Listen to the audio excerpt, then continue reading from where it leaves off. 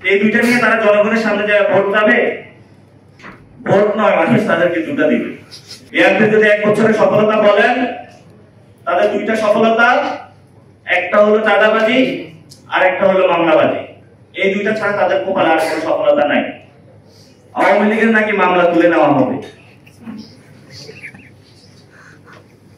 মামলা তো তুলে নিয়েছে গত 1 বছর টাকার বিনিময়ে, নতুন করে আর কি তুলবেন?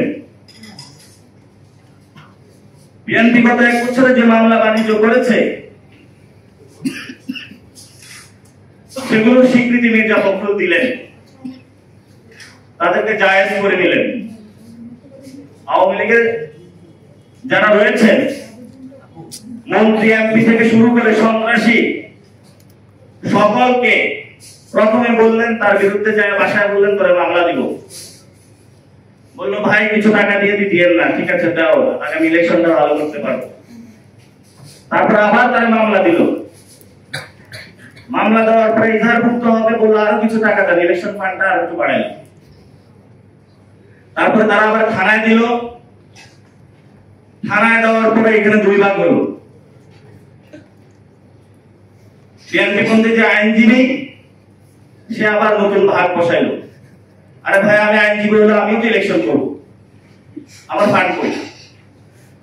আওয়ামী লীগ তাকে আবার টাকা দিল। পুরো 1 বছর তারা চাঁদাবাজি এবং মামলা বাণিজ্য এই দুইটা ছাড়া গত 1 বছরে বিএনপির ইতিহাসে কোনো আর কোনো লেখা নাই।